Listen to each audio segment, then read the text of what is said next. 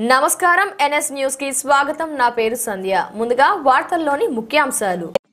బాసర శ్రీ జ్ఞాన సరస్వతి అమ్మవారిని రాష్ట్ర ప్రొహిబిషన్ ఎక్సైజ్ శాఖ మంత్రి జిల్లా ఇన్ఛార్జ్ మంత్రి జూపల్లి కృష్ణారావు బుధవారం దర్శించుకున్నారు।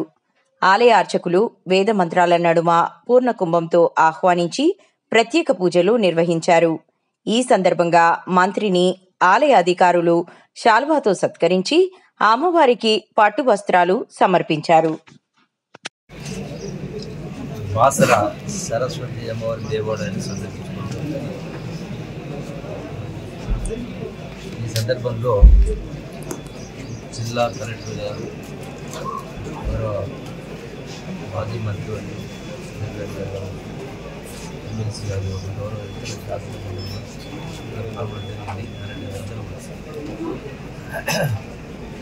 అయితే బాసరను పెద్ద ఎత్తున అభివృద్ధి చేయాల్సినది అవసరం స్పష్టంగా కనబడుతుంది। ఈ బాసర దేవాలయం యొక్క మొత్తం ప్రాంగణం సుమారుగా 6 ఎకరాల అయినట్టుగా ఉంది। ఇంకా చాలా ప్లేసులు ఖాళీగా ఉన్నది, దాన్ని కూడా అభివృద్ధి చేయాల్సిన అవసరం ఉంది। ఎందుకంటే వచ్చేటువంటి భక్తులు పెద్ద ఎత్తున వస్తూ ఉంటారు। వాళ్లకు సౌకర్యార్థం వసతులు కల్పించాల్సిన అవసరం ఉంది।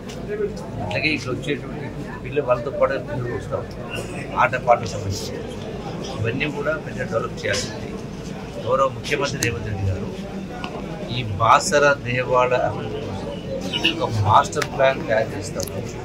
సుమారుగా 190 కోట్ల రూపాయలు, అది ఇంకా కార్యరూపం దాటింది, ప్లానింగ్ స్టేజ్లో ఉన్నది।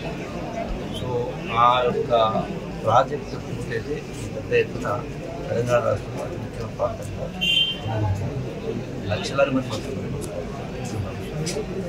రెండవది, ఇక్కడ జరుగుతున్నటువంటి ఆదాయము ఖర్చులకు సంబంధించి ఇవన్నీ కూడా డిజిటలైజ్ చేయమని చెప్పడం, ప్రతిదీ కూడా ప్రతిరోజు వస్తున్న ఆదాయం దేని వల్ల ఎంత వస్తుంది, దేనికి ఎంత ఖర్చు అవుతుంది అనేది టోటల్గా అవసరమైన కంప్యూటర్ ఆఫ్ పెట్టుకొని ఖచ్చితంగా దాన్ని కంప్యూటర్లో ఏ రోజు ఎంట్రీ చేయాలి।